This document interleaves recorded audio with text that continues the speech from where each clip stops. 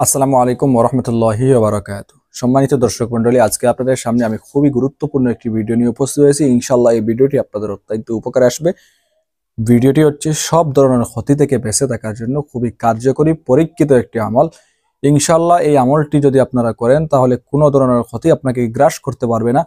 আপনি সব সময় ক্ষতিমুক্ত থাকতে পারবেন। এতে জাদু টুনা কুফুরি চালান বান ওইরকম কোনো কিছু হোক, অথবা কোনো মানুষের ক্ষতি হোক, দুশ্মনের ক্ষতি হোক, অথবা জিন ভূতের ক্ষতি হোক, কোনো প্রাণীর ক্ষতি হোক, সব ধরনের ক্ষতি থেকে আপনি বাঁচতে পারবেন ইনশাআল্লাহ এই আমলের উসিলায়।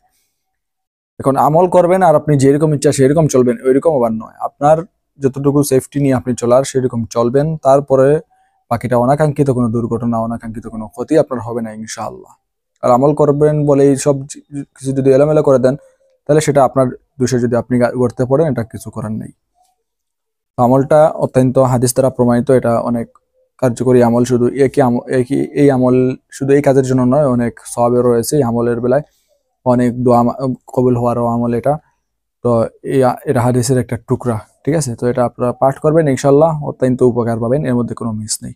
যাদের আগাধ বিশ্বাস রয়েছে, দৃঢ় বিশ্বাস রয়েছে আল্লাহ তাআলার উপর, আর এটা আপনাদের মনে প্রাণে এরকম বিশ্বাস করেন যে সবকিছুর মালিক হচ্ছেন আল্লাহ তাআলা, এখন বলতে পারেন তাহলে তো ক্ষতি থেকে মুক্তি করেন ওয়ালা আল্লাহ তাআলা, এটা এমনিতেই হবে।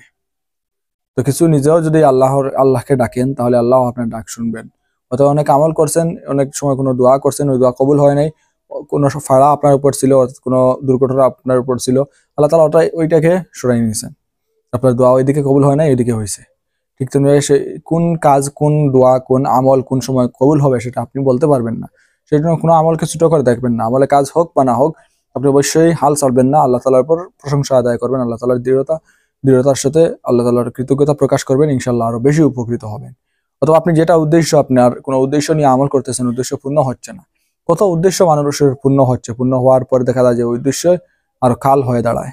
ওই উদ্দেশ্য, সে সুখের জন্য উদ্দেশ্য পূরণ হয়, কিন্তু পরবর্তীতে দুঃখ নেমে আসে। তো এরকম কপালে হয়তো আপনার দুঃখ ছিল, আপনি যেটার জন্য এই করতেছেন, পরবর্তীতে আপনি বলতেন যে আমি আমল করলাম আর আমার কপালে এরকম দুর্গতি হইলো, তখন এটার দায় বাসল খেয়ে নিত। সেই জন্য এরকম করা যাবে না। নিশ্চয়ই আপনার জন্য এটা কল্যাণকর হবে, ভালো হবে, আল্লাহ তাআলা ওইটাই আমরা আপনাকে দান করবেন, ঠিক আছে?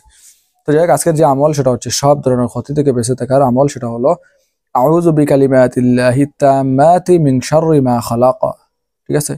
তো যে ব্যক্তি সকাল সন্ধ্যায় এই দোয়াটি 3 বার বলবে, সে দিনে রাতে সব সময় সব ধরনের ক্ষতি থেকে বেঁচে থাকতে পারবে, মুক্তি পাবে।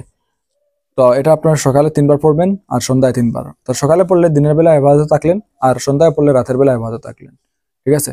তো এটা যদি আপনি নিয়মিত আমল করেন, এটা 6 বার পড়তে হলে 10 সেকেন্ডের প্রয়োজন। 10 থেকে 20 সেকেন্ডের ভিতরে আপনি 6 বার পাঠ করতে পারবেন, ঠিক আছে? একদম সহজ।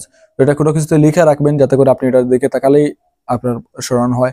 অনেক হাবিজাবি মোবাইলে ওয়ালপেপার রাখি আমরা, এটা যদি আপনারা ওয়ালপেপার হিসেবে রাখেন, অথবা এমন ভাবে রাখেন যাতে করে ওইটা দেখলেই আপনার স্মরণ হয়, তাহলে তো আপনি আরো ভালো হবে, ঠিক আছে? মোবাইলের দিকে তাকালেই ওইটা আপনি পড়বেন। তো ইনশাল্লাহ ওই আমল আপনারা করবেন, ইনশাল্লাহ অত্যন্ত উপকার পাবেন, ঠিক আছে? তো আজকের ভিডিও পর্যন্ত, আশা করি ভিডিওটি আপনাদের অত্যন্ত উপকার আসবে।